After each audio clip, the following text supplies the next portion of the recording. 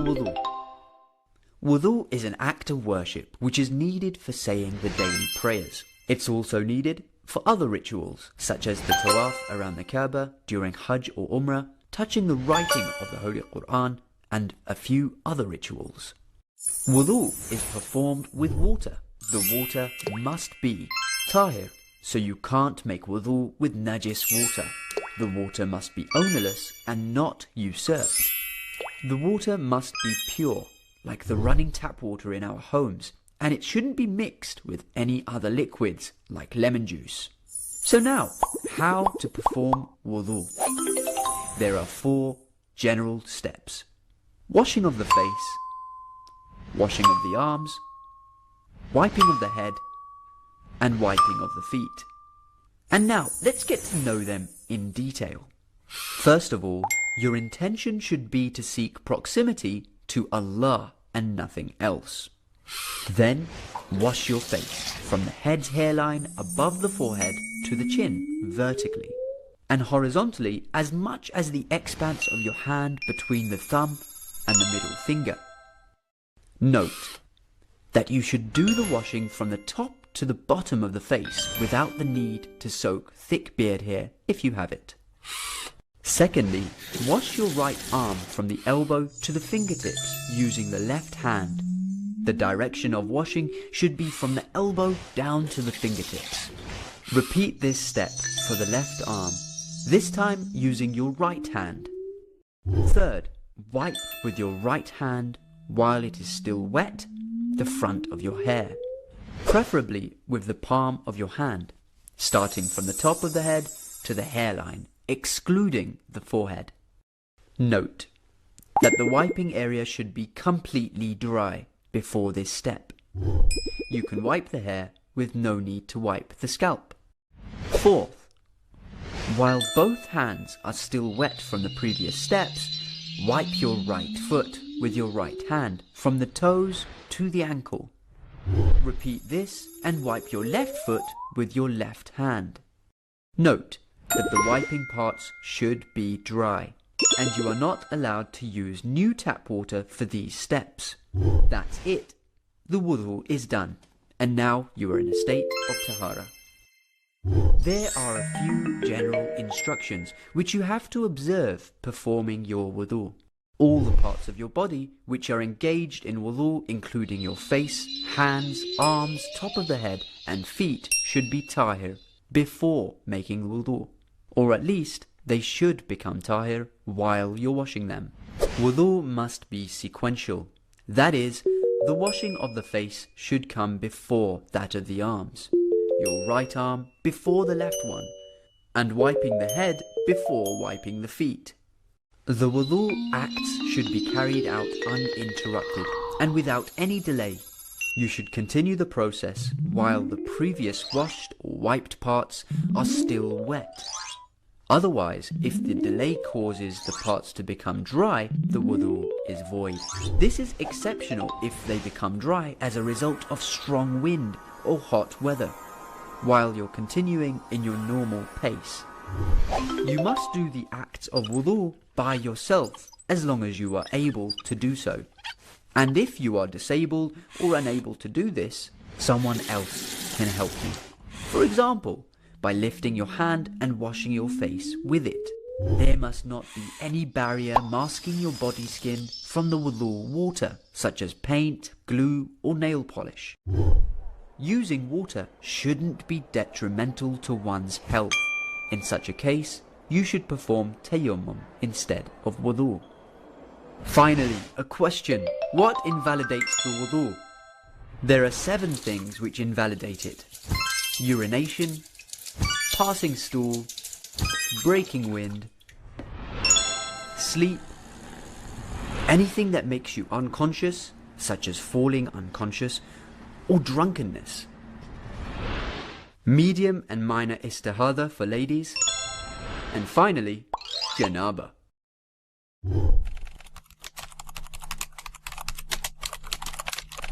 See, life is all about energy.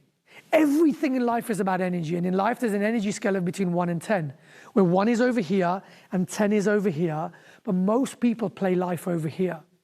But everything which you want out of life lives over here. But most people play life over here. Do you know why? When you jump off the cliff of life, then you can live within your gift. Why? Because parachutes don't open when you're standing still. You've got to jump for your parachute to open.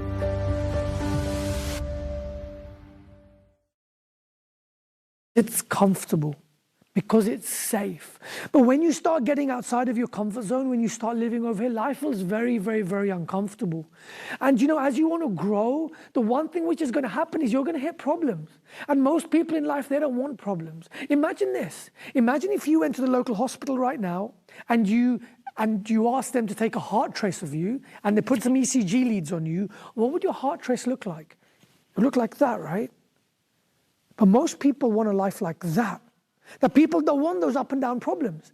They don't want the lows and the highs and the lows and highs. They want it to be flat. But if your heart line, if your trace was flat, you'd be dead. So I want to tell you one thing, that life's going to have ups and downs and ups and downs and ups and downs. But I've coached from startups to billionaires. And the one thing I can promise to you is even the billionaires have low points. But you know what the key in life is? The key is how you stay in the lowest points for the least amount of time possible. That 2 minutes of negativity causes 4 hours of immunosuppression. That if you're negative for 2 minutes, your body's beaten down for 4 hours. You can literally kill yourself by being negative. And so many of us, we've got thoughts which are holding us back. There's negativity which is there from when we were a kid, and it's not even our fault. That let me tell you one thing, the first thing you need to do, that understand that life's this journey. But the growth happens on the downhills. The growth never happens. And do you know what? For you to get to the next stage of your life, for you to grow, Allah's going to give you problems. And those problems are going to get harder and harder and harder, because probably right now, can you remember a time when you had a really big problem in your life? And at that point, you thought it was the worst problem ever. And now that problem seems little. Why is that? It's because you've grown as a person. And now your problems get bigger and bigger and bigger. But understand, that's why Allah gives us problems. Allah gives us problems to grow, not just to give us a hard time. Think of the lobster. The lobster's a mushy animal with a thick outer shell. And how does a lobster grow? When a lobster wants to grow, it feels pain. It feels so much pain, and it goes under a rock. It sheds its shell, and that's how it grows. And then it grows a new shell. And then for it to become the next version of itself, the better version of itself, then it grows a new shell. And then it goes through problems. Then it goes through pain. Now imagine if lobsters had doctors. It would go to the doctor, and the doctor would give it a Valium, and the lobster would be happy, and it would never grow. So in your life, understand that problems are here to make you grow. Problems are here to shape you. Now let me tell you a story. There was a farmer one day. And this farmer loved his wife so much. And one day, his wife passed away. And this farmer only had 2 things left. He had a son and he had a horse. And what the son used to do is the son used to sit on the horse, and the horse used to plow the field, and that used to pay for the farmer's house and the farmer's upkeep. And one day, this horse ran away. And all the villagers, they came to the farmer and they told the farmer, you know what, God really mustn't like you. What have you done to upset God? Because first he takes your wife away, and now he takes your horse away. That's cruel, right? And the farmer turns around to the people in the village. He puts his hands behind his back. He bends down like this.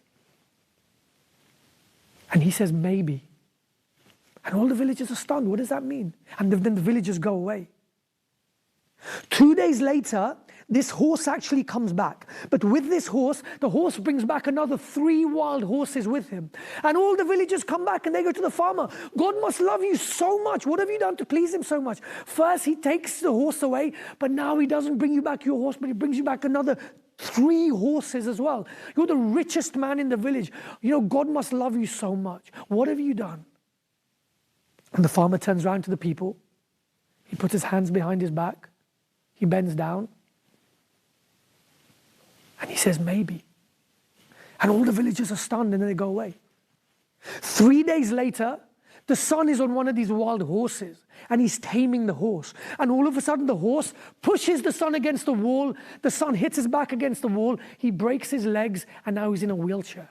And all the villagers run back to the farm, and they say, oh my God, God really mustn't like you. God really, your son was the only guy who could help you build your fortune, and now, God's taken your son away. What have you done? Why doesn't God love you? And the farmer turns around to the people. He puts his hands behind his back. He bends down. And what does he say? Yeah. He says, maybe. And all the villagers go away. A week later, there's an announcement in the village. And what it is that the country's going to war. And the army is going to come in to take each and every able-bodied man so they can go to war. But this isn't just any old war. This is a big war.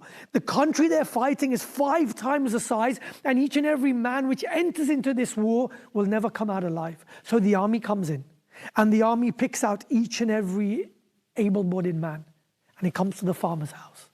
Yeah, and you know the story, right? Now they look at the farmer's son, and they say, you're not fit for war, so you stay behind. And the army went away.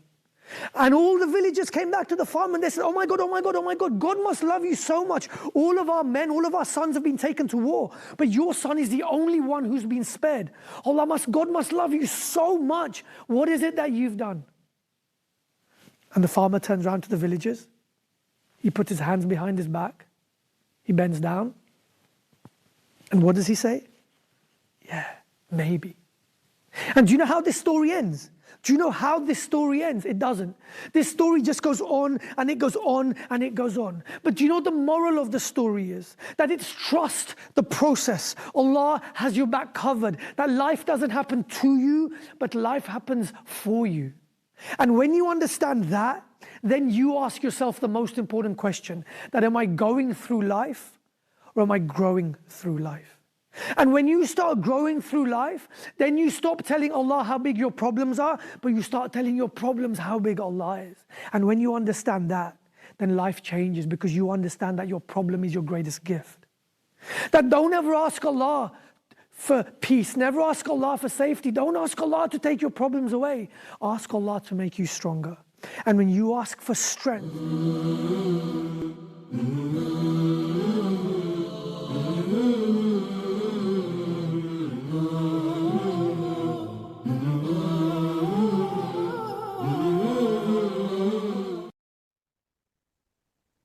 أعوذ بالله من الشيطان الرجيم بسم الله الرحمن الرحيم السلام عليكم ورحمة الله وبركاته. Peace and blessings upon all of our respective viewers. Thank you very much for your presence this evening.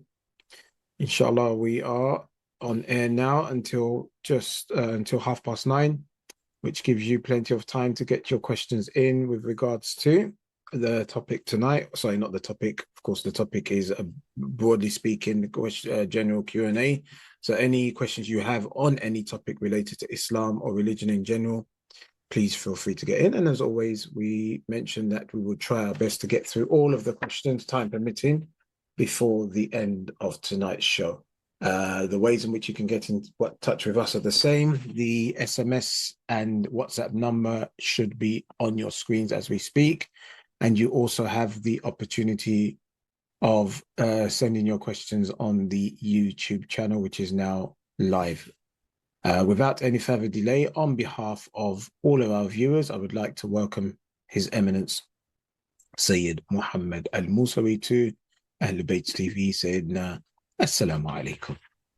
Wa alaikum assalam wa rahmatullahi wa barakatuh. Bismillah ar-Rahman ar-Rahim. Alhamdulillahi Rabbil Alameen. Allahumma salli ala Muhammadin wa ali Muhammad wa ajjil farajahum. Many of our young people who mix with people from different backgrounds bring from them some questions. One of the questions which come from non-believers is this: what is the necessity of religion? Can't we as human beings live without religion?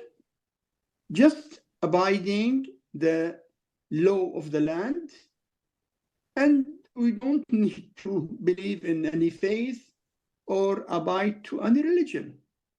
So what is the necessity of having a religion? Okay, we receive this question and we understand it and we respond as follows. The necessity of religion comes from the fact that life is based on discipline. Everything in this universe, in this existence, is based on discipline.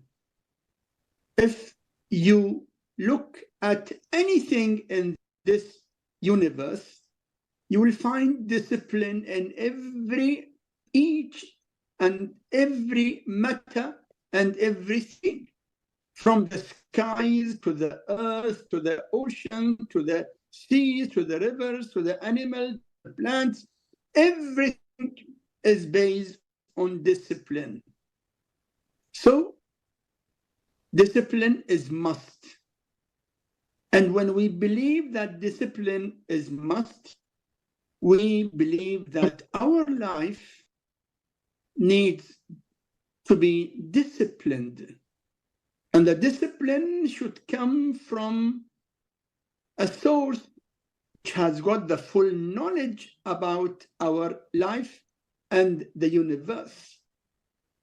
So from where to get the discipline for our life?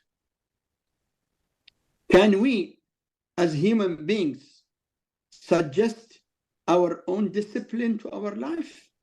The answer is no, because our knowledge about life and universe is very limited. Now, after all the advancement, thousands of scholars in every field of knowledge, they keep on repeating that our knowledge is limited in every field. So how can a person who is limited in his knowledge make a discipline for his own life? We need discipline from a source which has got the full knowledge about life and universe. And there is no one knows each and everything about our life and our surroundings more than the creator of life and universe. That's why Allah, Almighty God, has sent to the human beings the discipline which is essential for them to run a peaceful and successful life. That's why we say religion is necessary, because without religion, there will be no discipline. And religion gives us the perfect discipline of life. It tells us about the facts of life, and it tells us what to do in every situation. So we say that discipline is must, and because of that necessity of proper and perfect discipline, we believe in the message of God Almighty, who sent us religion through the prophets. And the prophets came on this earth, not one, not two, not 1,000, 124,000 prophets. Out of them, 313 messengers. The best of them are the 5 Ulul Azm, who are the prophets: Noah, then Ibrahim, then Musa, then Isa, then the best of them, Muhammad, peace and blessing be upon him and his holy progeny. So the necessity of religion comes from the fact that discipline is must to keep the life running smoothly. Those who believe and follow religion, their life is in harmony. Harmony between them and others. Harmony between them and the creator of life. Harmony between them and the surroundings, the whole universe. Those who don't follow religion, they will be suffering from contradicting factors. And as they don't follow the discipline of life, which is being sent by the creator of life, they will remain suffering and their life will be difficult or even miserable. Those who follow religion gain the peace of mind, as we read in the Quran, من عمل صالحا من ذكر أو أنثى وهو مؤمن فلنحيينه حياة طيبة. Every person who does good, being male or female, as far as they are believers, we will make their life a peaceful life.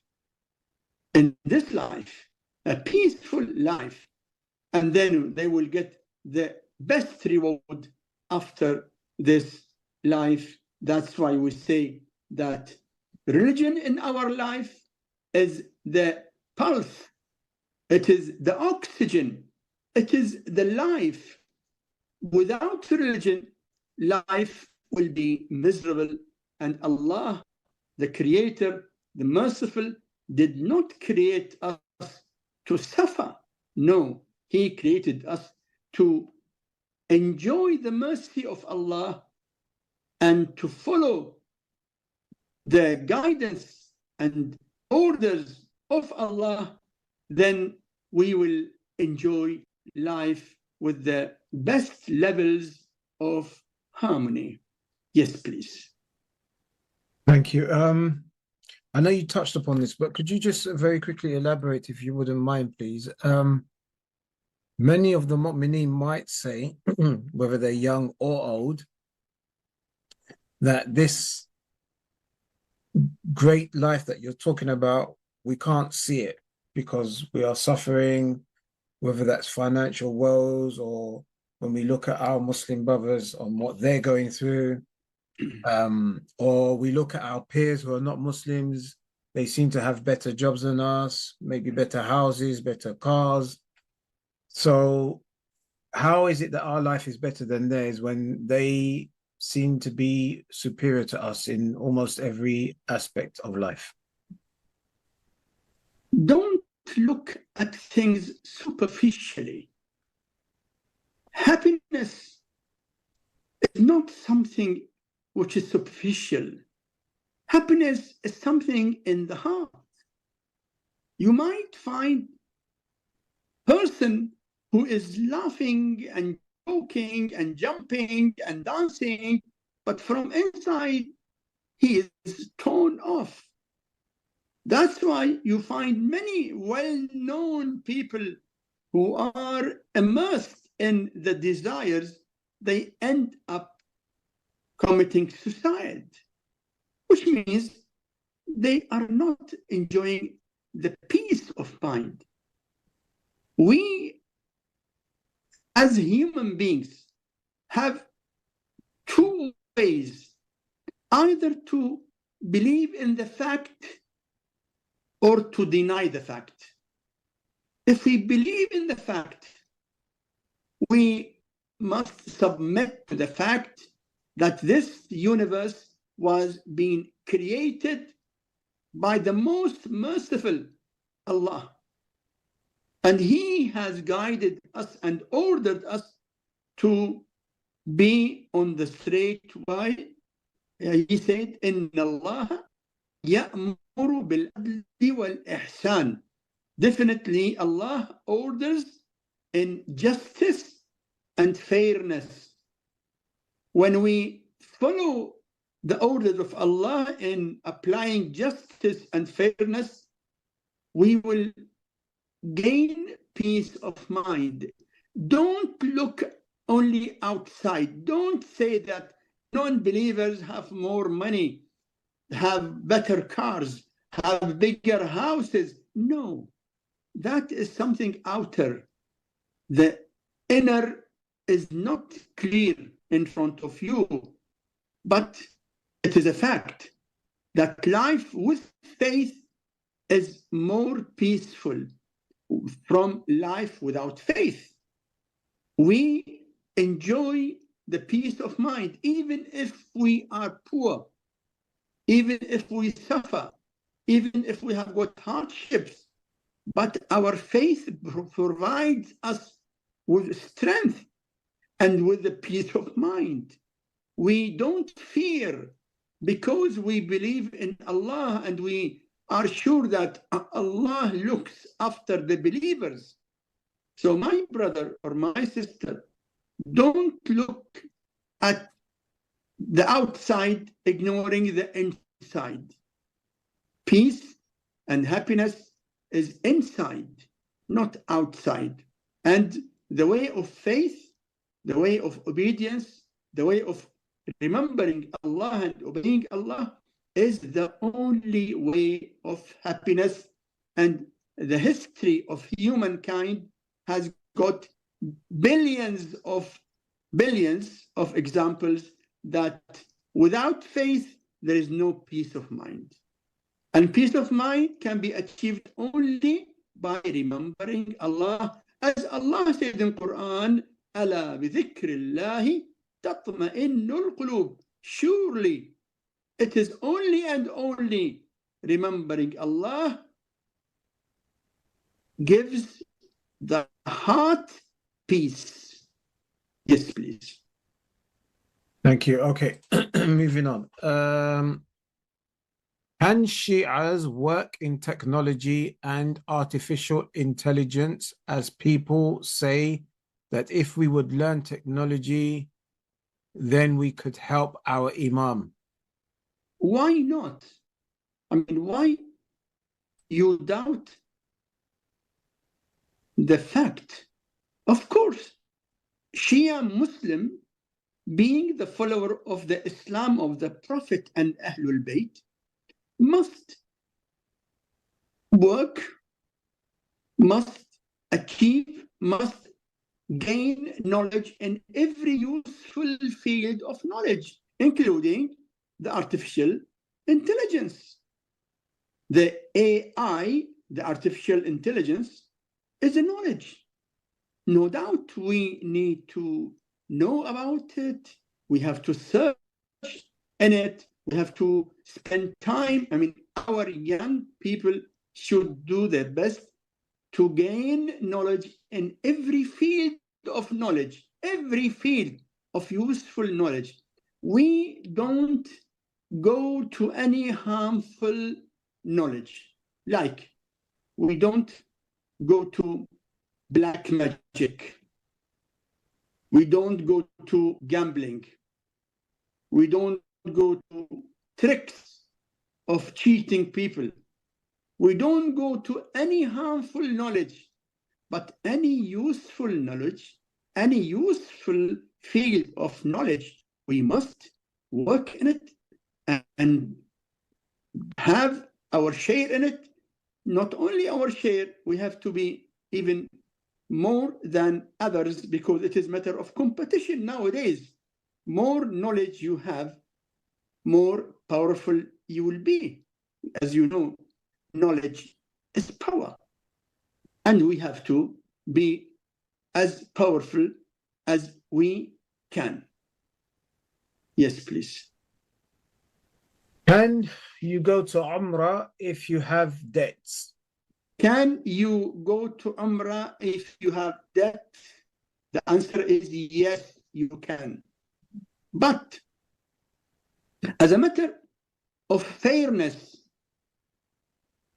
if your debt is due, you are morally entitled to pay back, because that is the right of people. Don't delay repayment and go to Umrah, because Umrah is not obligatory. Don't delay the payment of people's money and go to ziyarat. Don't do wrong on anyone and don't be harming anyone to go to Umrah or to go to ziyarat. In principle, going to Umrah or ziyarat having debt is permissible. It is not like Hajj. Obligatory Hajj is not valid if you have debt on you. You have to pay back the debt, then go for obligatory Hajj.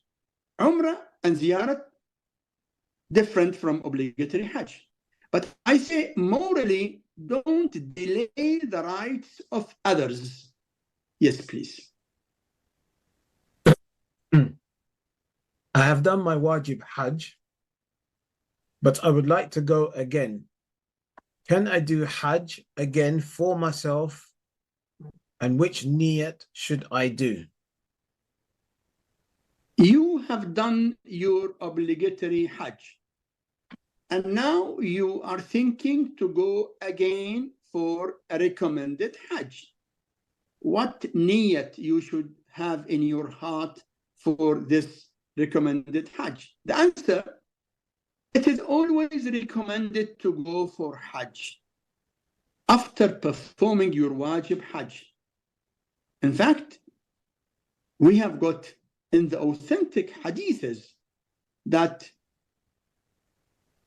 Imams, the infallible Imams, they have performed their wajib Hajj and then they kept going for Hajj again and again and again.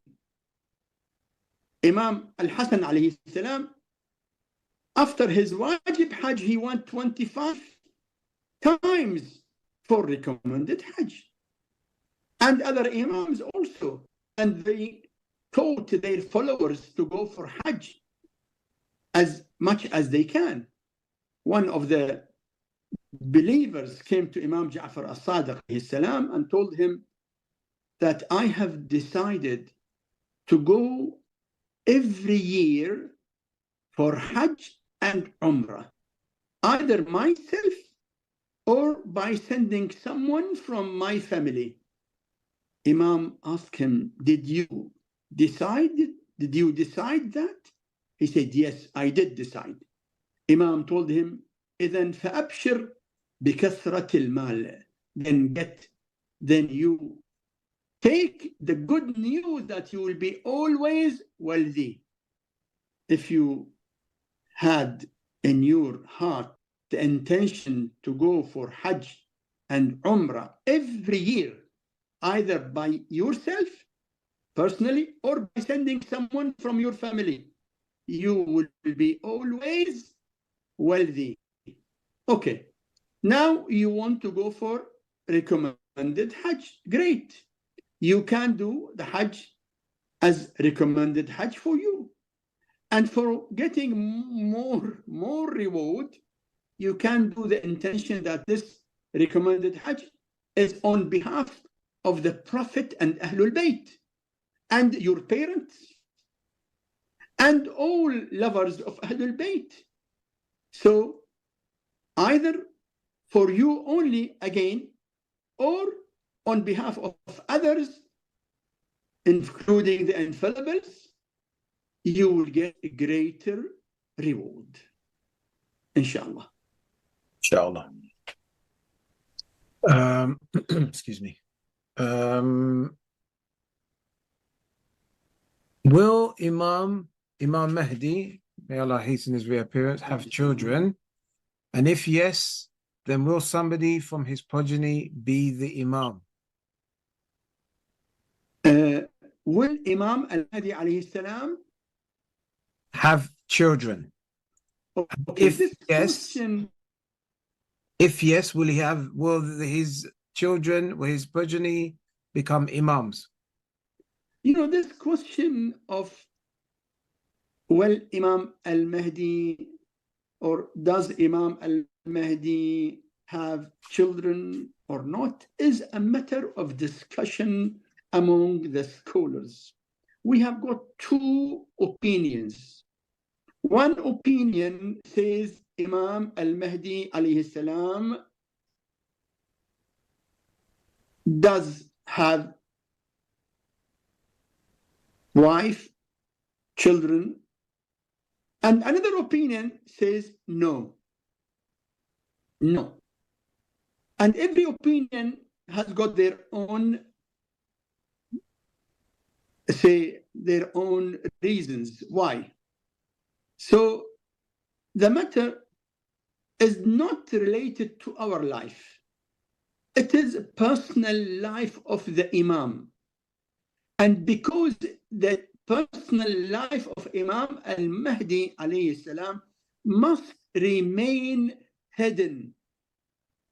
It is not a matter of public knowledge, because Allah wanted the Imam to be saved, and everything in his life is hidden. He is ghaib, who we cannot see him. And if he has a wife and children, that can also lead to people knowing where he lives, where are his children.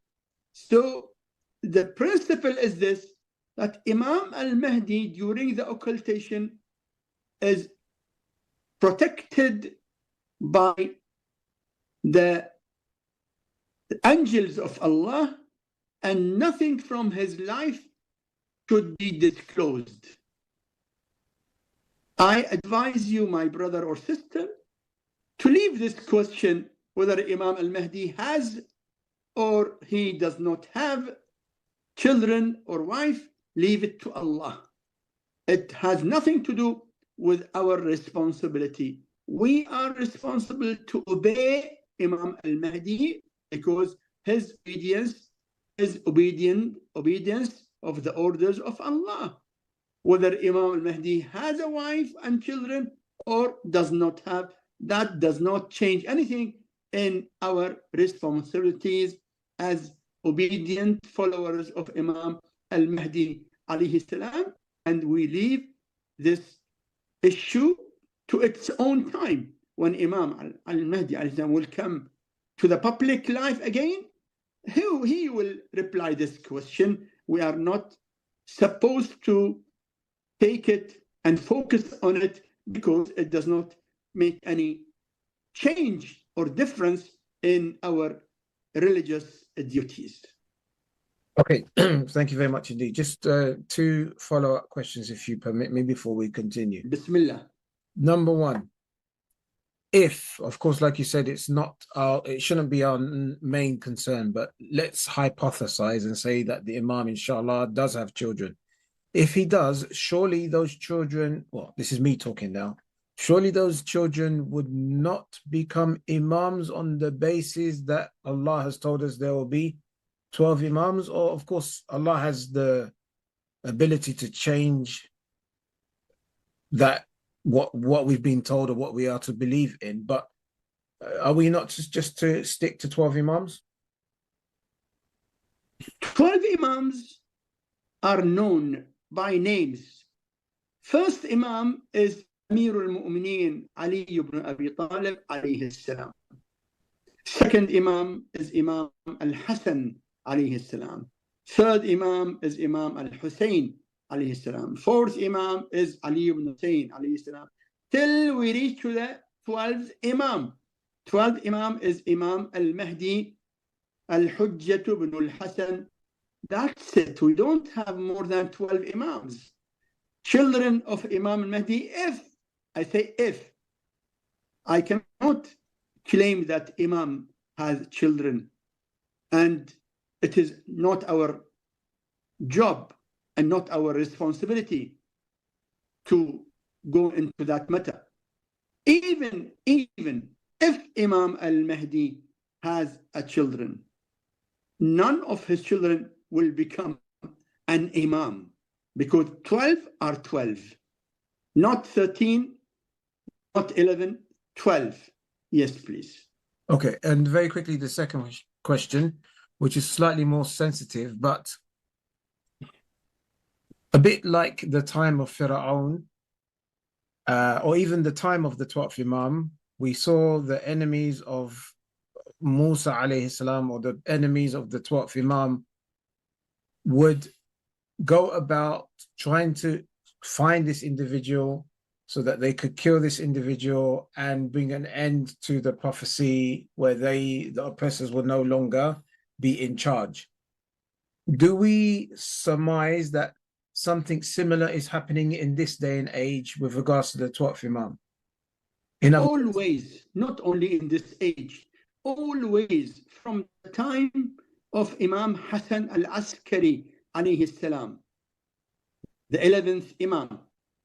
From that time, the tyrant rulers, knowing that the 12th Imam is the Imam who will destroy the governments of evil and will establish the government of justice, they were after the family of Imam al-Askari. Even they kept spies, they kept female spies in the house of Imam Hassan al-Askari alayhi salam, just to check whether the wife of the Imam is pregnant or not. And when the wife of Imam al-Hassan al-Askari alayhi salam became pregnant, Allah, in a miracle, did not let her body look like pregnant. As you know, that one of the names of the mother of Imam al-Mahdi is, as you know, Narjis, Rayhana, Malika, and Saqil. Saqil is one of the Imam's mother's names. Saqil is the lady who does not have in her outer shape any shape of pregnant. Saqil, the female who does not show any shape of pregnancy. So the mother of Imam al-Mahdi alayhi salam became a pregnant, and no sign of pregnancy, till the extent that till the night of the birth of Imam al-Mahdi, 15th of Sha'ban, Imam Hassan al-Askari's aunt, Hakima Khatun, was in the house of Imam al-Hassan al-Askari alayhi salam, and she wanted to take leave. Imam told her, "Be with us tonight." She asked, why? Narration says that Imam told her, because my wife will give a birth tonight. She told him, your wife is not pregnant. Imagine, till the night of 15th of Sha'ban. She said, your wife does not look pregnant at all. Allah kept the pregnancy of the mother of Imam al-Mahdi secret. Just few hours from the birth, yes, pregnancy started, I mean, the shape of pregnancy, and then she gave birth of the Imam alayhi salam on the 15th of Sha'ban. Allahumma salli ala Muhammad wa ali Muhammad wa ajil farajahum. Thank you. When somebody dies, why they put aqiq in the mouth before burying? Yes, it is recommended. It is one of the recommendations or recommended acts that we put in the mouth of the believer. Aqiq, that is recommended, which is useful, helpful to the person, the dead person. Yes, please. Okay, thank you.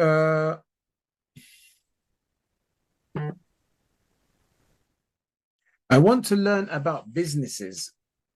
So please recommend me books where I can learn about businesses from our holy Imams, as there is a saying of Mawla Ali that learn fiqh before entering businesses. Yes, of course. Of course, yes. It is not only recommended, sometimes it is obligatory to learn the rules of doing business. And you know, in the books of Islamic rules, we have got two main parts, ibadat and muamalat. Ibadat, like wudu, ghusl, tayammum, namaz, and other ibadat, fasting, khums, zakat, all these are called ibadat. Then muamalat, how to do business, how to do rentals, how to do agriculture, how to do other transactions. So I advise you to read the volume 2 of the Islamic rules.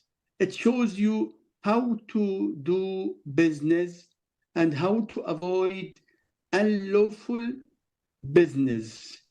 Yes, please. When we read Fatiha for dead people, does the food go to them or just the Fatiha? The food will not go to them, but the reward of the feeding will go to them, because feeding is highly recommended. One of the very important good deeds in Islam is feeding. We have got in the hadith that those who feed others will get great palaces in the paradise. إن في الجنة بيوتا يرى ظاهرها من باطنها. In the paradise there are palaces. The outer can see the inner, and from inner you can see the outer. Allah will grant these great palaces to believers who used to كانوا يفشون السلام ويطعمون الطعام ويصلون بالليل والناس نيام. Allah will grant these great palaces in paradise to whom? To believers who used to salute others by salam and feed others and pray in the night when people are asleep. So feeding others is a great deal of virtue. In Quran, we read that those who don't care for feeding others will face very difficult results in the day of judgment. Allah in Quran says, أَرَأَيْتَ الَّذِي يُكَذِّبُ بِالدِّينِ? Did you see the person who denies religion? فَذَلِكَ الَّذِي يَدُعُّ الْيَتِيمِ. He is the person who rejects to give the rights of the orphan. وَلَا يَحُضُّ عَلَى طَعَامِ الْمِسْكِينِ. And does not insist and ask and invite people and encourage people to feed the poor and needy. Imagine the person who denies religion, denying religion. His behavior is this, that he does not care for insisting on people, inviting people, encouraging people to feed the poor. So feeding is great. Of course, Feeding in general is great. It is more reward to feed the poor. Now, if you feed people, your friends, who are not poor, but feeding your friends has got also a reward.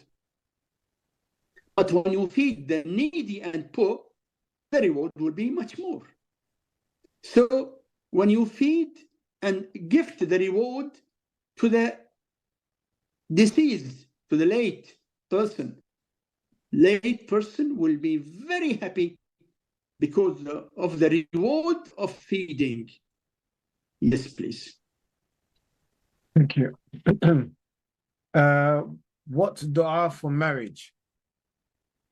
What dua for marriage? We have got many supplications for marriage. In Quran, Allah is teaching us, رَبِّ لَا تَذَرْنِي فَرْدًا وَأَنْتَ خَيْرُ الْوَارِثِينَ. Oh my Lord, don't let me alone. This dua is very great to get married. رَبِّ لَا تَذَرْنِي فَرْدًا وَأَنْتَ خَيْرُ الْوَارِثِينَ. Also, رَبَّنَا هَبْ لَنَا مِنْ أَزْوَاجِنَا وَذُرِّيَّاتِنَا قُرَّةَ أَعْيُنٍ. Also, the Quran says, إِنَّ هَذَا لَرِزْقُنَا مَا لَهُ مِنْ نَفَادٍ. The verse 54 in Surah Sad, which is, I think, 38. Surah Sad, which is after Surah As-Saffat. You know, Yasin, then As-Saffat, then Sad. So, إِنَّ هَذَا لَرِزْقُنَا مَا لَهُ مِنْ نَفَادٍ. Yes, please. Okay. With regards to marriage, I wanted to ask what can be done, because it seems like, and this, from at least from my observations, is not specific to any one ethnic grouping. It seems to be a common problem amongst different Muslims, and of course, in our case, followers of the Ahlulbayt, where there are lots of young people, particularly women, but also young men, who are finding it difficult to get married. Now, of course, you've mentioned some of the du'as that they can do, but I'm just wondering what else can be done to try and solve this issue, because obviously the concern is maybe 5, 10, 15, 20 years from now, God forbid, there might be many more people who are unable to marry and now maybe too old to get married as well. The problem is created by many people who take religion according to their own thinking, not according to what Allah, the Prophet, and Ahlul Bayt said.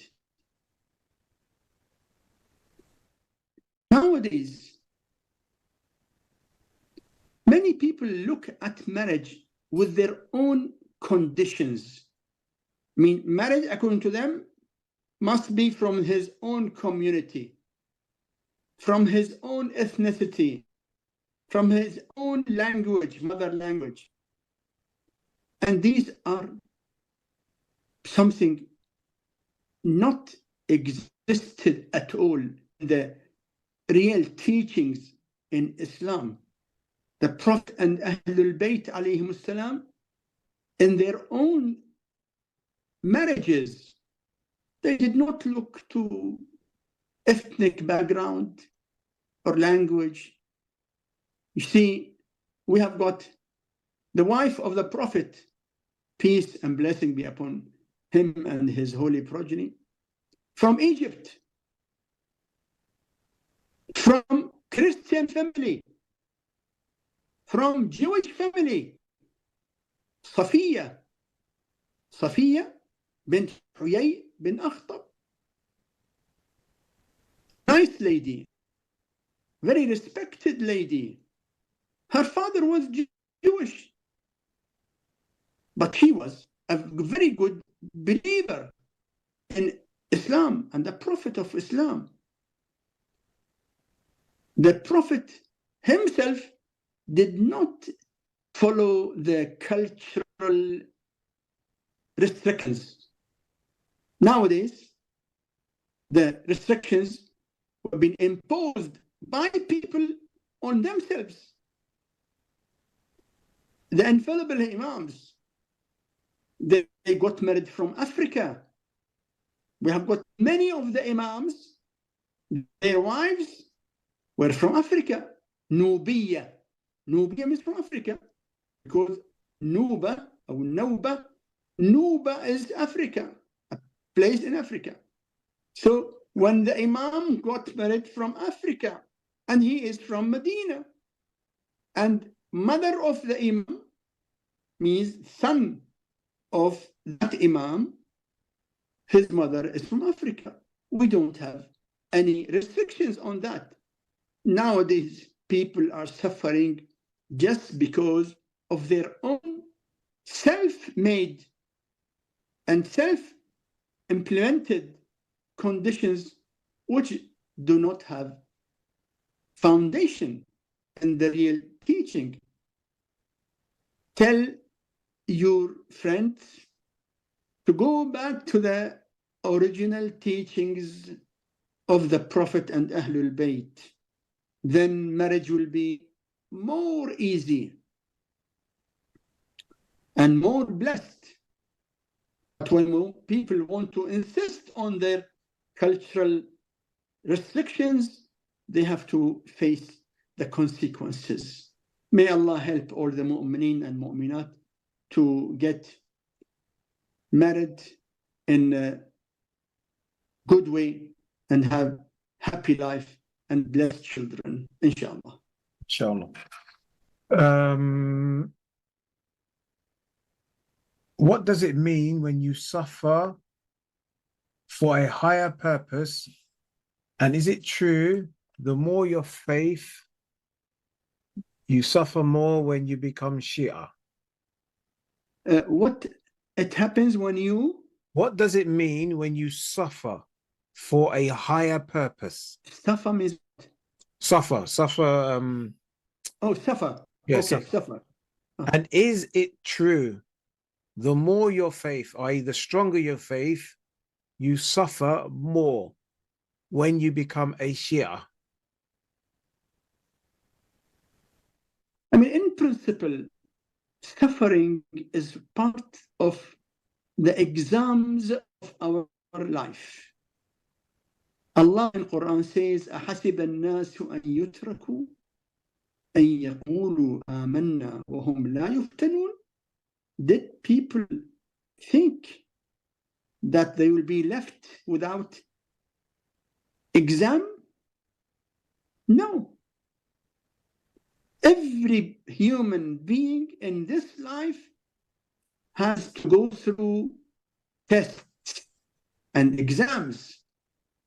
Our sufferings is part of our exams.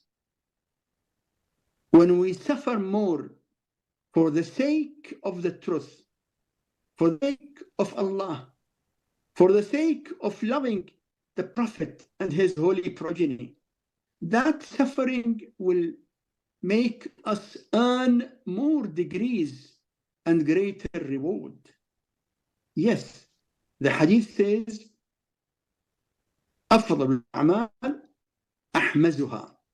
Best of the deeds is the most difficult. When, for example, you perform any worship easily, then you will get reward. But if you perform the same worship with great difficulty, for any reason, more difficulty will make the reward greater, as it is known as إنما الأجر على قدر المشقة. The reward goes up when the hardship is more. So whatever we suffer for a noble cause, we will get more reward. Now, the question about the suffering when you become a follower of Ahlulbayt. Yes, in fact, every follower of the truth, all the followers of the prophets, including the greatest prophet, their sincere followers suffered. They suffered from their own family members or surroundings and the community and their relatives and tribes. When they suffered for the sake of Allah, they got great reward and great degree. So more you suffer, more you will get reward. As far as you stick and stand with the truth and don't compromise and keep yourself with the truth and don't care. If you don't care to the sufferings and just tolerate and remain with the truth, you will get a great reward, inshallah. Inshallah. And there's a question related to the one I've just asked. It says, those Sunnis who did not have resources like us and they died before knowing about our religion, such as my grandparents, what will happen to them on the Day of Judgment? We have got hadith that Allah has created for the paradise 8 gates. Paradise, Jannah, has 8 gates. One of the gates is for all Muslims who died before knowing the truth about Ahlulbayt and did not have in their hearts enmity against Ahlulbayt. So those Muslims who died without knowing about Ahlul Bayt and without having any enmity against Ahlul Bayt are entitled to go to the paradise through that gate, according to this narration. Thank you. Excuse me. And just to clarify, it's sometimes a bit hard to perceive that there are Muslims out there who would have enmity to Ahlul Bayt. Definitely, they have enmity to the followers of Ahlul Bayt because they kill them and they say bad things about them and claim that the followers of Ahlul Bayt are hellbound. But is it possible for there to be individuals today who call themselves Muslims who actually have enmity towards the Ahlul Bayt alayhimus salam? Allah knows. We don't have any way to know what is the feeling of people. We read in the narration that there is, out of 8 gates of the paradise, 1 gate for all Muslims who died before knowing about Ahlul Bayt and did not have in their hearts any enmity against them. Now, who has got enmity against Ahlul Bayt or against the followers of Ahlul Bayt? Allah knows the feelings of people, and Allah is the best just. Okay, thank you. Sorry, the question I wanted to ask you, it's more of a statement actually, but of course I'd ask you if you can maybe reply to the statement. It says here, in Parachana, situation is very bad. Please pray for the mu'mineen. For the last 23 days, roads are blocked and the government has nothing to do to resolve the matter. May Allah help the mu'mineen in Parachanar and in Lebanon and in Gaza, and everywhere. We pray for the oppressed people, innocent people, children, women, men. May Allah protect them all. The situation in Parchinar is really disastrous. Unfortunately, it is disastrous, and the government there is not showing any real action to protect their own citizens, because the government is supposed to protect the citizens of the country. The people are suffering just because of their faith, and the enemies of Shias are massacring the Shias there for no fault. We pray to Allah for supporting and protecting the mu'mineen in Parchinar and, as I mentioned, other places, and may Allah give them His protection and avoid them every harm. Ya Allah. Yes, please. What do Shias think about Abdul Qadir al-Jilani? People do mannat with him and they succeed. Is it true? Abdul Qadir Jilani is a well-known Sufi personality. Abdul Qadir Jilani is one of the names mentioned by many Sunni Sufis.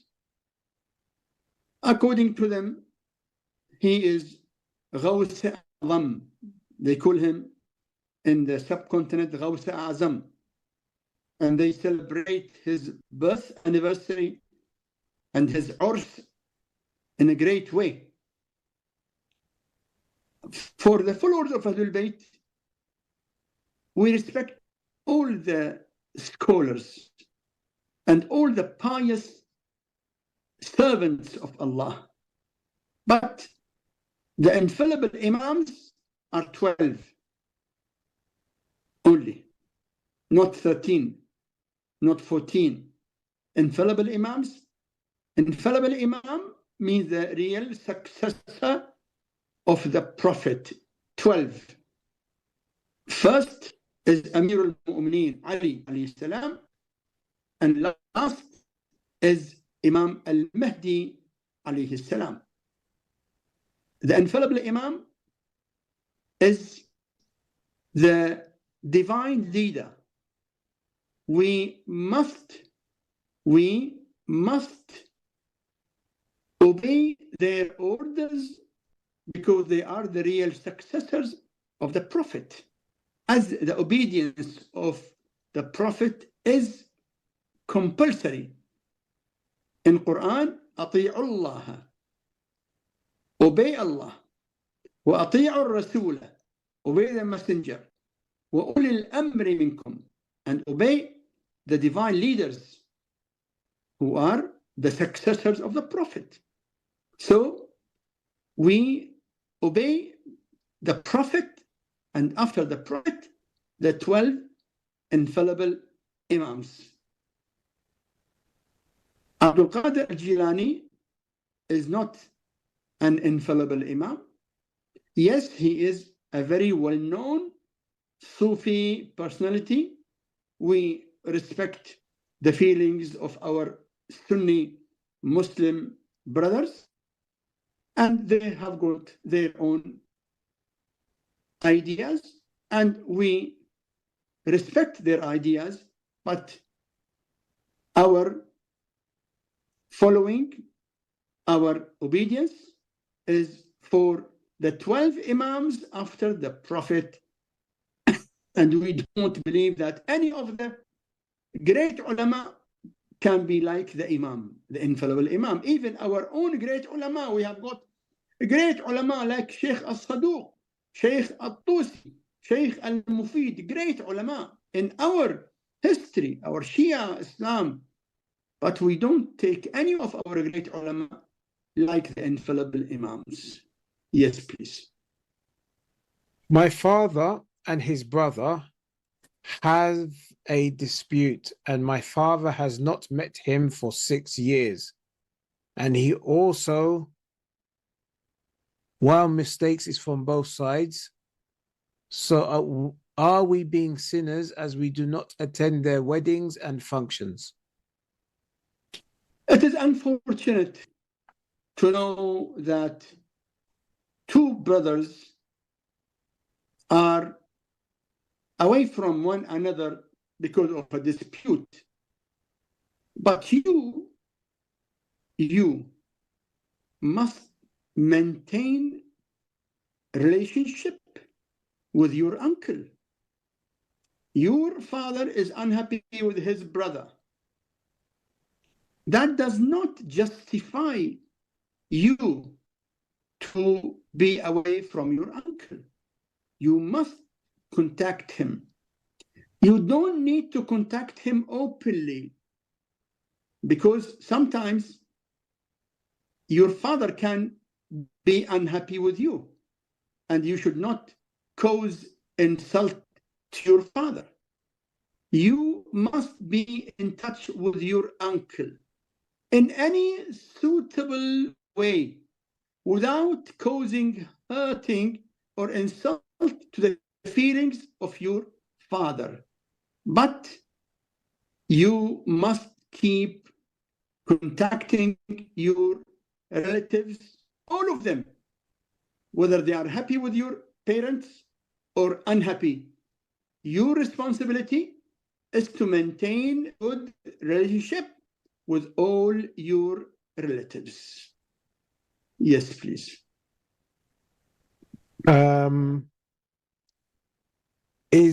This question's on waqf.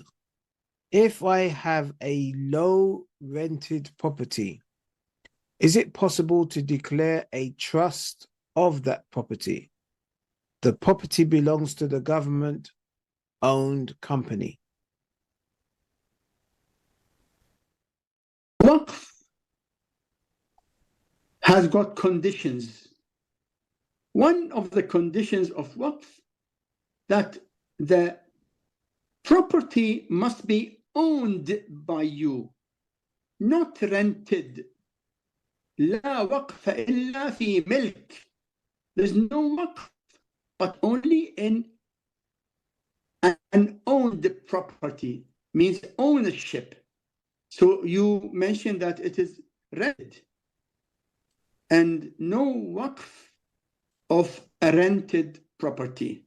If you can buy it, then after buying it, you can make it a waqf. But if it is rented property, no waqf in a rented property. Can I pray to Allah to remain in Al-A'raf rather than entering paradise, since I am uncomfortable with the thought of my husband receiving 50,000 hur, even without any jealousy? I have no desire for any blessings of paradise. My respected sister, this question shows your understanding of paradise, which is unfortunately wrong understanding. You are judging a paradise according to your own thinking. Paradise is not as you think. From your question, you think that paradise is only for desires. No. Allah will give the believers in paradise whatever they wish. وفيها ما تشتهيه الأنفس وتلذ الأعين وهم فيها خالدون. Paradise has got whatever they wish and whatever they enjoy seeing, and they will be there in the paradise forever. You mentioned about your husband having 50,000 hurs. Who said that? Who told you that? Do you think that in paradise you will be left alone and your husband will be busy with 50,000 other females? I mean, these things are not real ideas. Sometimes narrations which are not authentic. Whatever blessings the male believer gets, whatever bounties he gets, the female believer will also get bounties and blessings according to her as a female. So, number one, don't misunderstand paradise. Paradise has got what Allah says, وَرِضْوَانٌ مِّنَ اللَّهِ أَكْبَرُ. All the bounties in the paradise, best fruits, best food, best drinks, whatever, best clothes, all facilities. But Allah says, وَرِضْوَانٌ مِّنَ اللَّهِ أَكْبَرُ. And greater than everything is the pleasure of Allah. When Allah is pleased with you, that is Ridwan min Allah. Allah grants His pleasure on His servants in the paradise. So don't say that I don't want to enter paradise. I want to stay on the A'raf. No.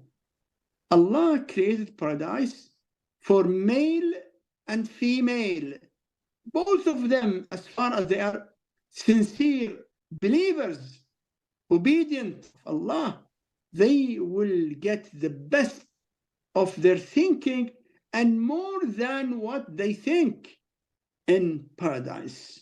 They will see the prophets, they will see Ahlulbayt, they will be able to be neighbors of the Prophet and Ahlulbayt.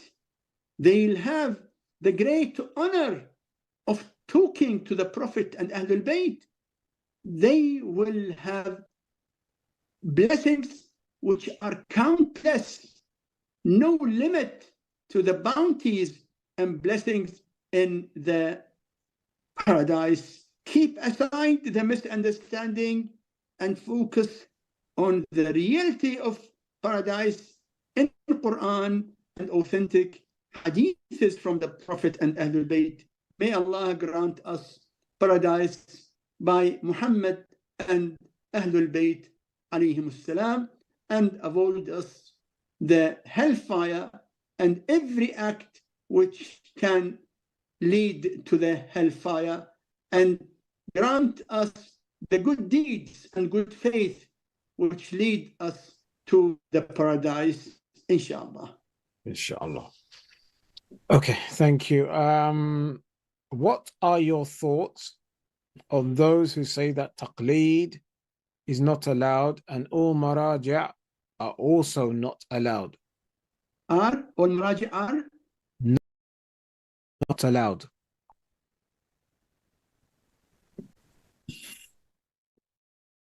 Can you ask them? Can you ask them, those who claim that taqleed is not allowed? Ask them that from where you learned your salah. Morning namaz is 2 rak'ats. Dhuhr is 4. Asr is 4. Maghrib is 3. Isha is 4. Who told you these facts? You did not see the Prophet. You did not see any Imam. So you got these details from whom? From someone. One can be your grandmother or grandfather or any other elder. So you are also following others.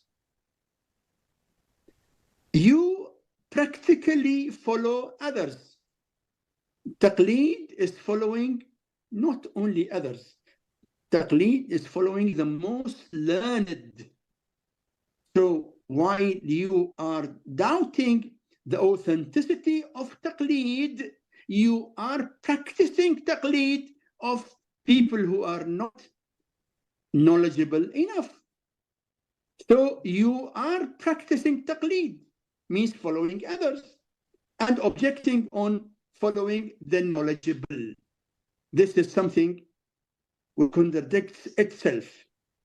Taqleed means following the evidence according to the most learned. Islam is the religion of evidence.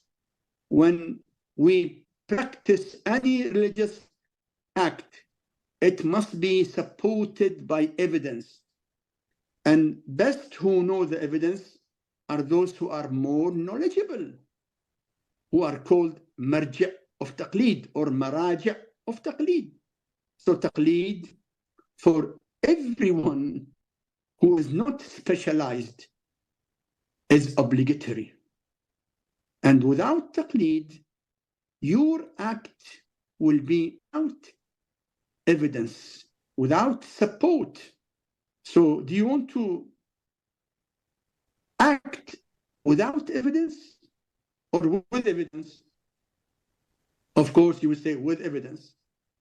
You want to take the evidence from lay people or from people who have got the real knowledge? If you take it from lay people, it is up to you. But if you take it from the people with real knowledge, this is the meaning of taqleed. Yes, please.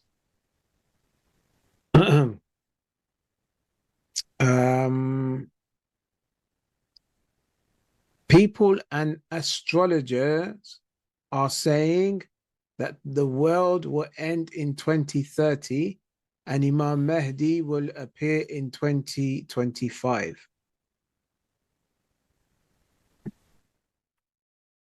Okay. What's the question now?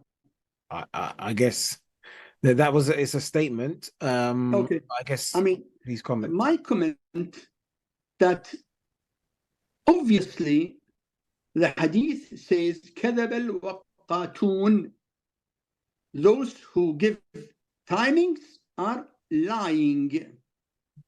They are lying. Those who claim that Imam al-Mahdi will reappear in 2025 are lying.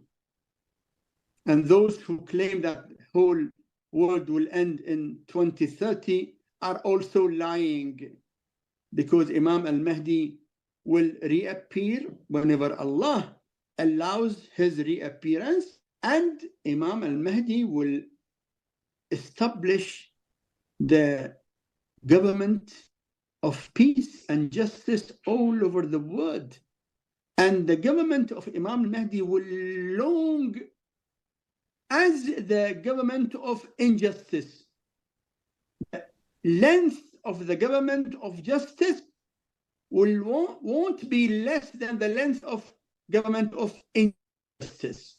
So these two claims of 2025 being the time of the reappearance, that is false, and the 2030 being the end of the world is also false.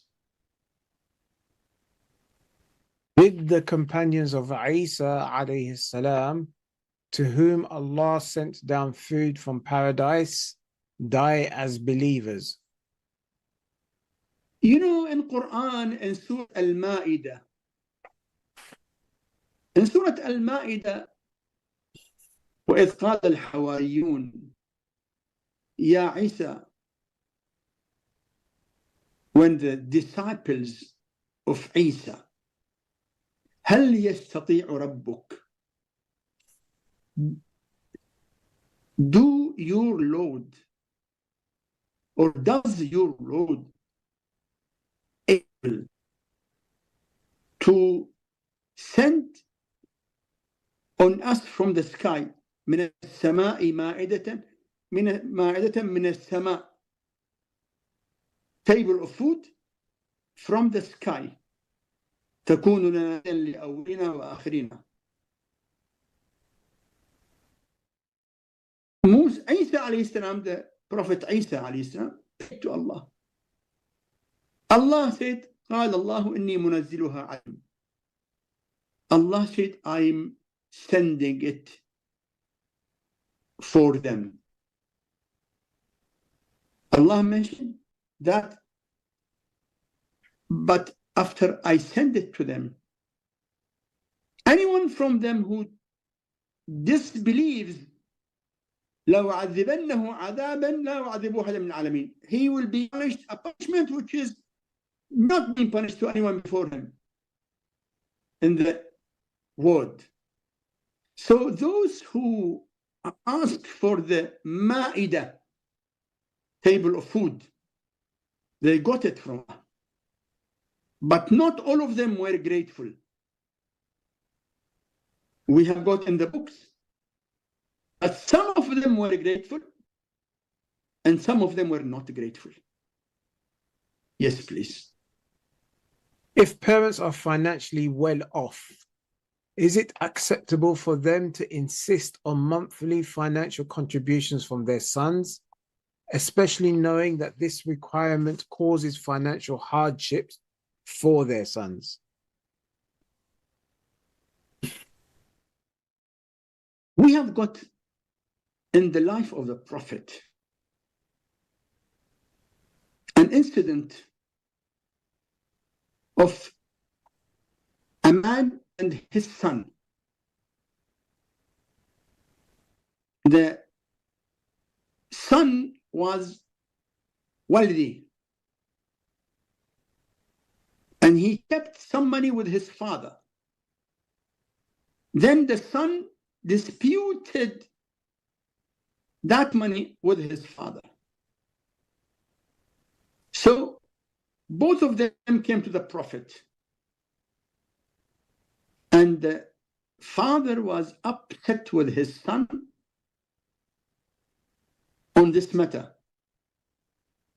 The Prophet told the son, أنت ومالك لأبيك. You and your wealth is for your father. You and your wealth for your father. So when your parents expect money from you, no matter whether you think or you don't think that they are in need, no doubt that they are your parents. No doubt that they have done for you something that you have never done for them. Their favor on you is millions and millions more than your favor on them. When your parents expect money from you, whether they ask directly or indirectly, whether you think that they are in need or not in need, you must give them. One of the Islamic rules that the financial responsibility of your parents lies on you. Means if your parents are in need, you are obliged to spend on them. Okay. Now, if you think that they are not in need, still you must give them. You must give them as much as you can, because they are your parents, and the rights of your parents is the biggest right after the right of Allah. In Quran, يسألونك ما ينفقون قل ما أنفقتم من خير فللوالدين. They ask you where to spend in good way, reply them that on your parents first, then your relatives, then other charities. So your parents come first. Whenever your parents want from you any assistance, they are before anyone else. So look after your parents and give them as much as you can, whether you think that they are in need or not in need. Yes, please. Okay. Is money made from YouTube halal? Funds made from? Is money made from YouTube halal? Money made from YouTube is halal if the material is halal. And if the material is not halal, say for example, you put a material in YouTube which teaches people something useful for health, for education, for anything good, and you make money from that material, that money is lawful. But if someone puts material of songs or dancing or anything which is not allowed and earns money from that material, then that material which is not allowed will not bring any income, but also an unlawful, which is non-halal.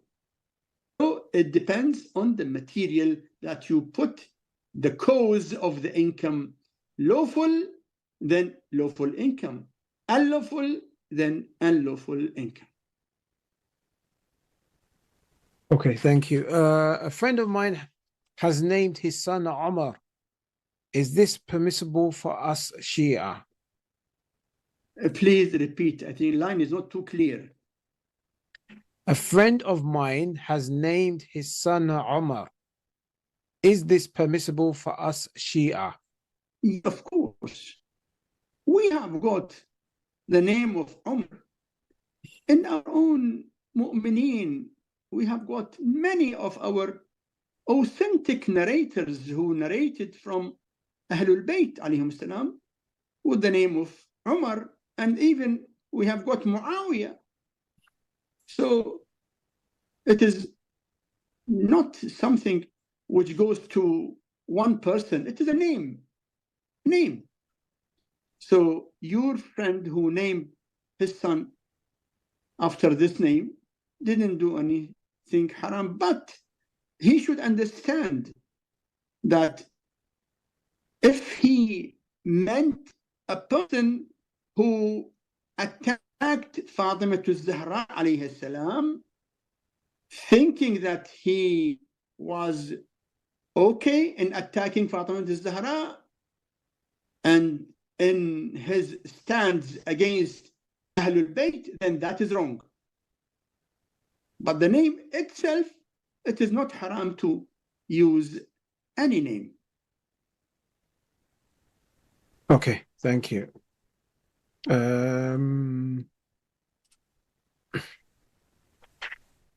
Is it acceptable to recite all our supplications before sleep while lying in bed, or should we be sitting up on the bed instead?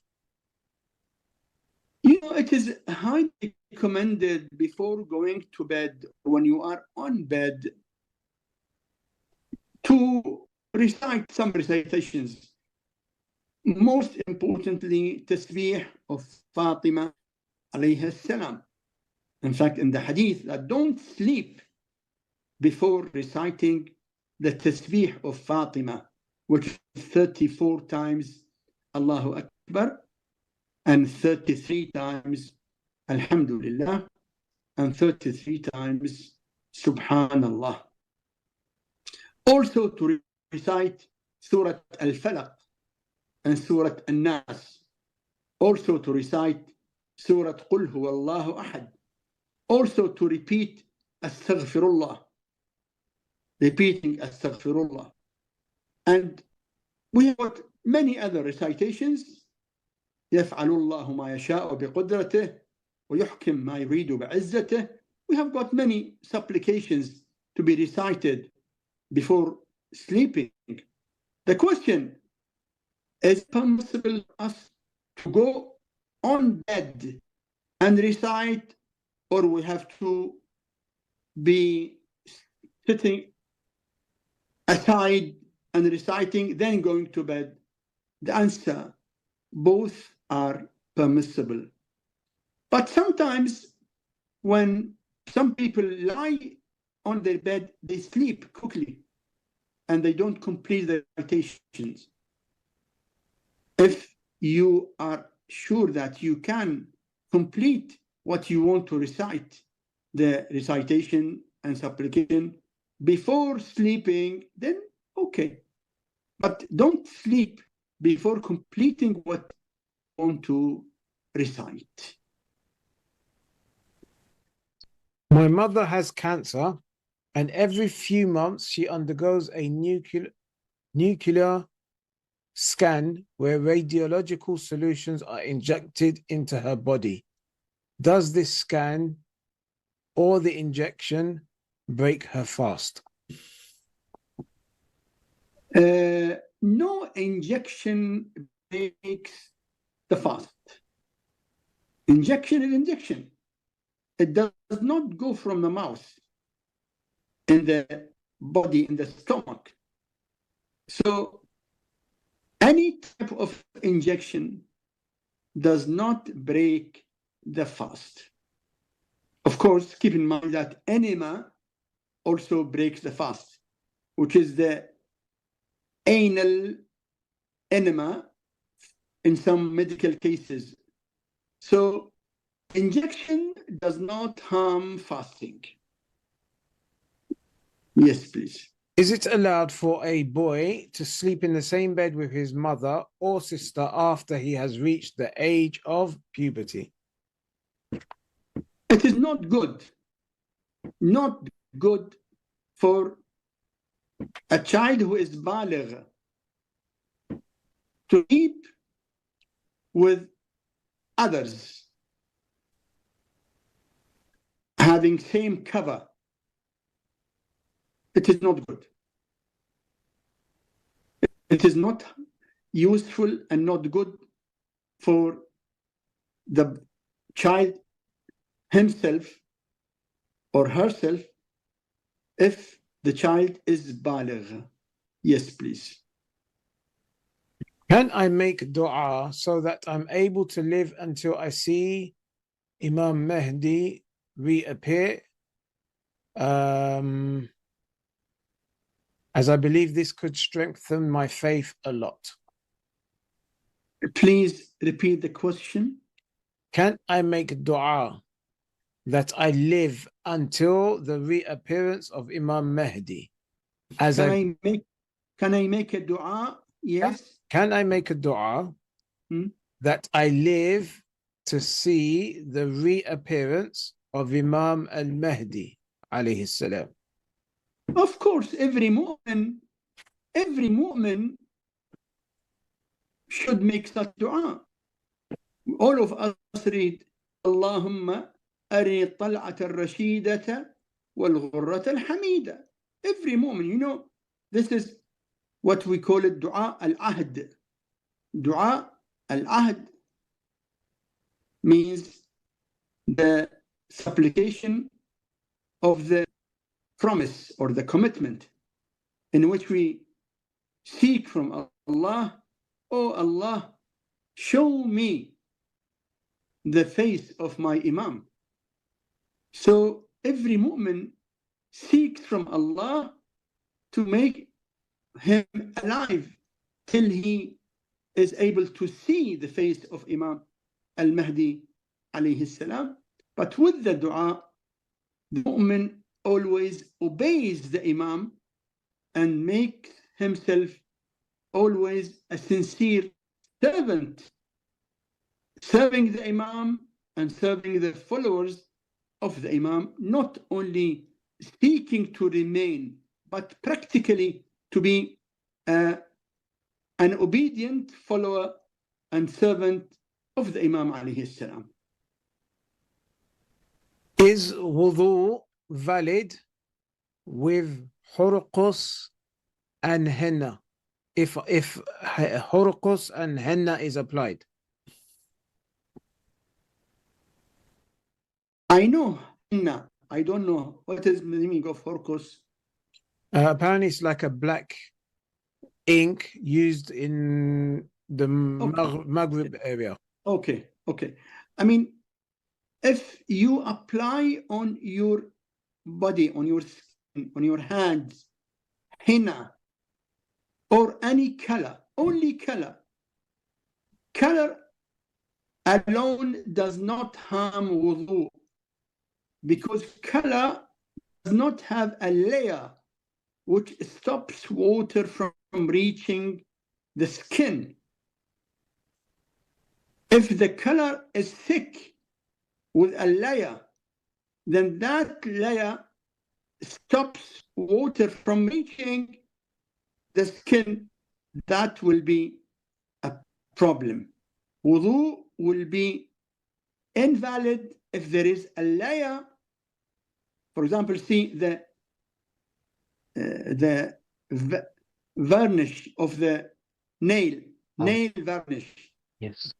Nail varnish has got a layer on the nail, so water does not reach the nail unless and until you remove that nail varnish. But color only, henna, or only color, it does not harm wudu. So see whether there is a layer or no layer. If there is a layer, then you must remove it. If there's no layer but only color, it does not harm the wudu. Okay, going back to taqleed, there's a follow-up question asking, are there any ahadith to support taqleed? In Quran, Allah says, فَاسْأَلُوا أَهْلَ الذِّكْرِ إِن كُنتُمْ لَا تَعْلَمُونَ. In any matter which you don't have enough knowledge, you must ask those who have the knowledge. And also our Prophet, from the time of the Prophet himself and all the Imams, they used to order their followers in different parts to do taqleed of the scholar in their area. Imam Ja'far al-Sadiq alayhi salam was in Medina. He instructed the mu'mineen in Khurasan to follow the scholars in Khurasan. That is taqleed. The mu'mineen in Balkh, in Kabul, in Herat, in any place, wherever mu'mineen used to live, the Imam of Ahlulbayt alayhi salam instructed them to follow the most learned, the scholars in their area. That is order of taqleed. Yes, please. Okay.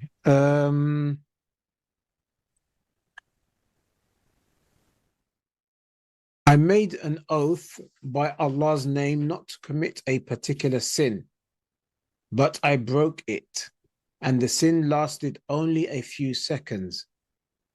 Living with my parents and in a place where I can't find 10 poor believers to feed, how should I fulfill my kaffara? Your kaffara of feeding 10 poor believers or clothing them is not confined to your area. If you don't find in your area, in your country, deserving believers to be fed, then you must send the food to poor people in other areas, in any country, who are deserving and in need, and believers. So fulfill your kafara wherever you find poor believers who can be fed.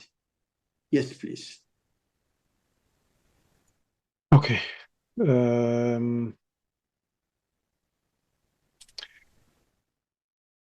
Why do Sunnis say that Allah is pleased with Abu Bakr and Umar in the Quran, and they say they are the highest Sahabas who were more closer to the Prophet than Imam Ali alayhi salam? Is this true?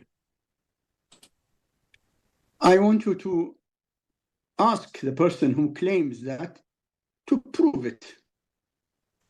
Where in Quran? Where in Quran? Where in authentic hadith?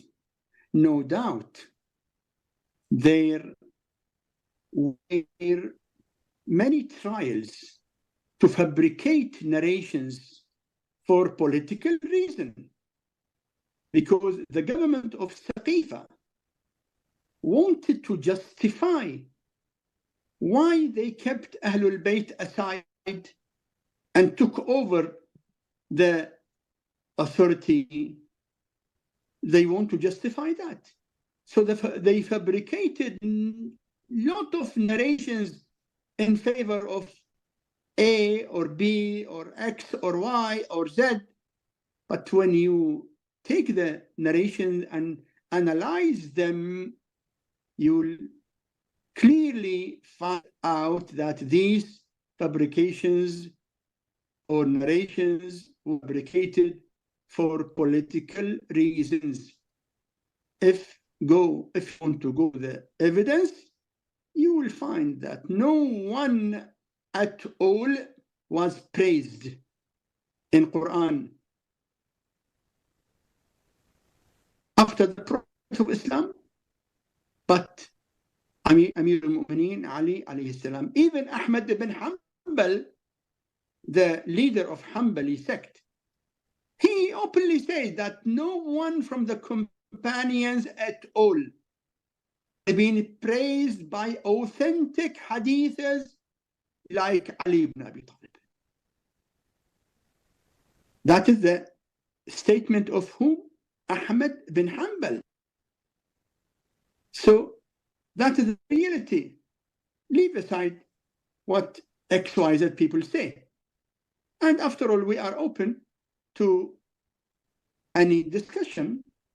We are following Ahlul Bayt because we believe that we must follow the Prophet. We have been ordered by Allah subhanahu wa ta'ala to obey the Prophet. And obeying the Prophet means obeying Ahlul Bayt, because he said that obey me to obey Allah. Obey my Ahlul Bayt to obey me. So we are following Ahlul Bayt to obey the Prophet, and Ahlul Bayt are the divine leaders after the Prophet, not anyone else. That is the reality. One of the verses that somebody who believes this might put forward would be a verse, for example, that says, لَقَدْ رَضِيَ اللَّهُ عَنِ الْمُؤْمِنِينَ إِذْ يبايعونك تحت شجرة. فعلم ما في قلوبهم. Yes.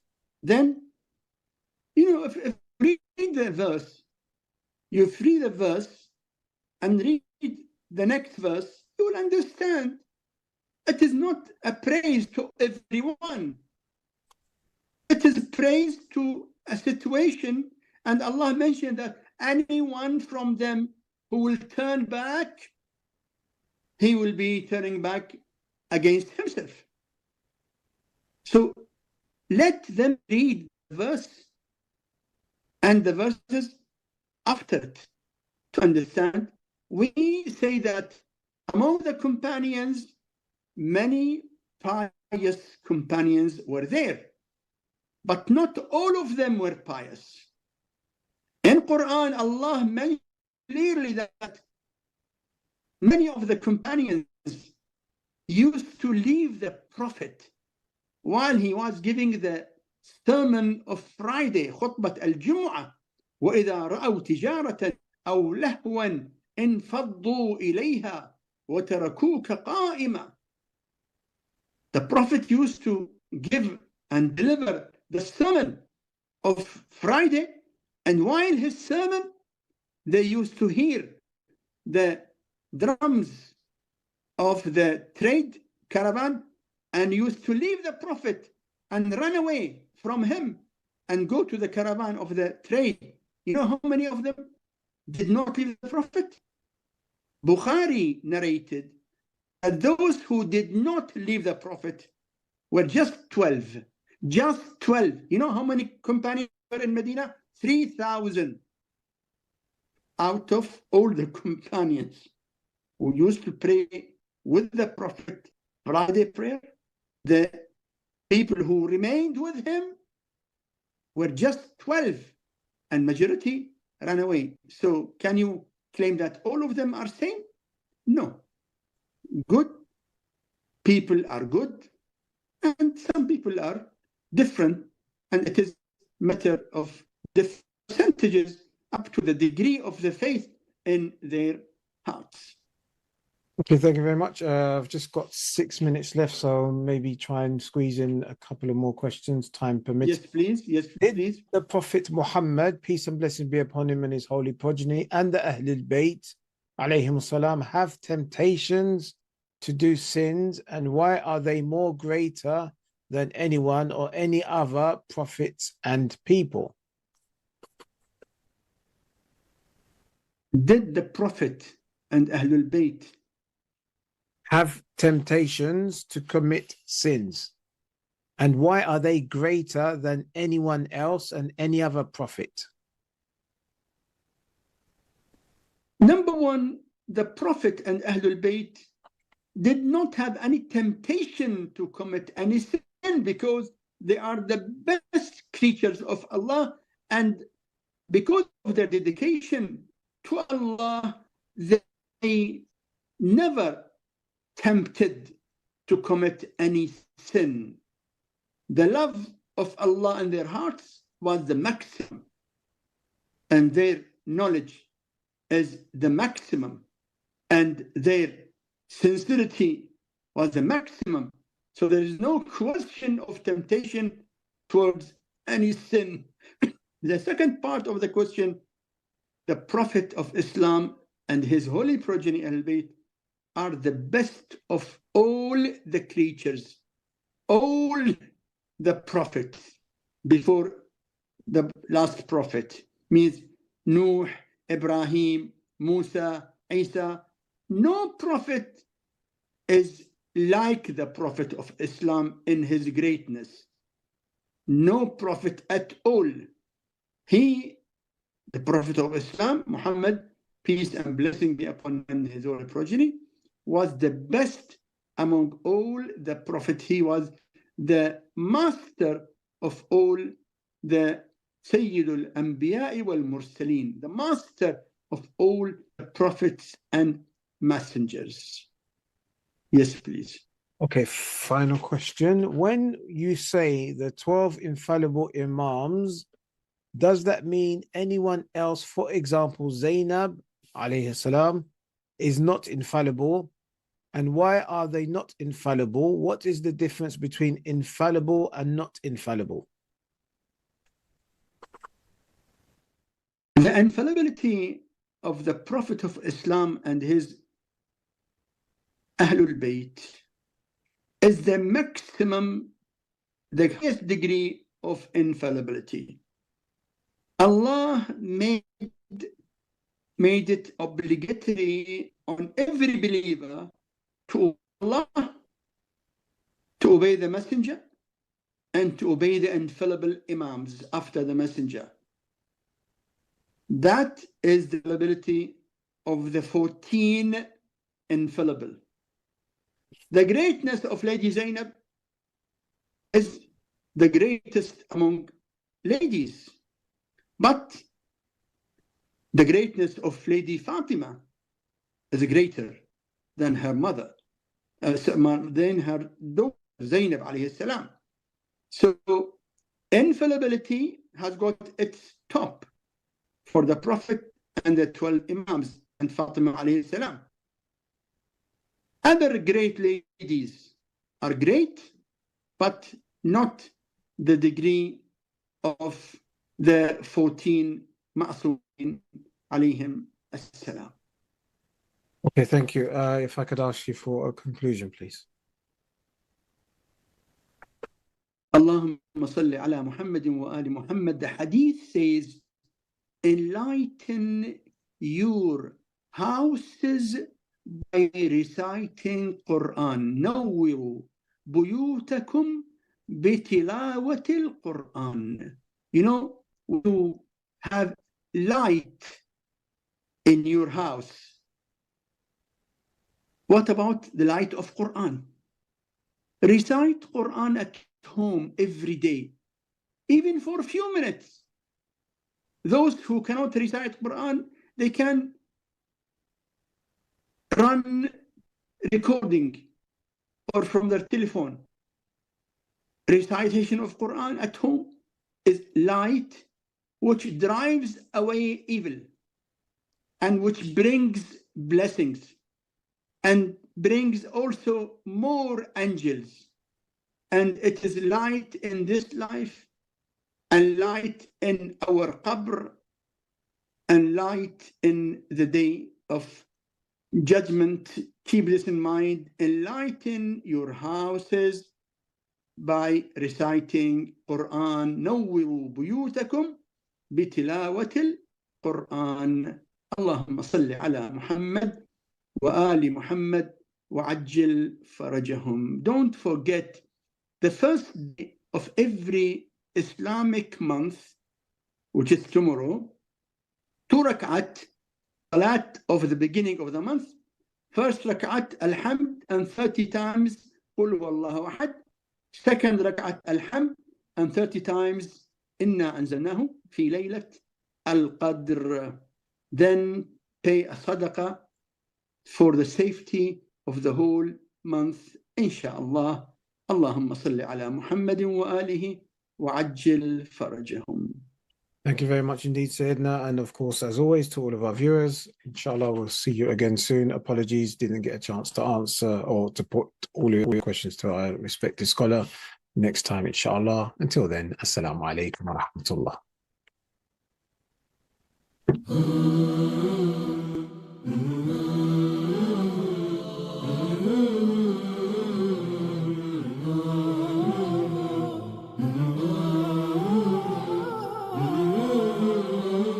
After inadvertently killing a Coptic, Musa flees Egypt in search of a new life. Musa alayhi salam travels day and night through the barren deserts until he reaches the green pastures of Midian. Allah subhanahu wa ta'ala describes his arrival in the land of Midian in Surah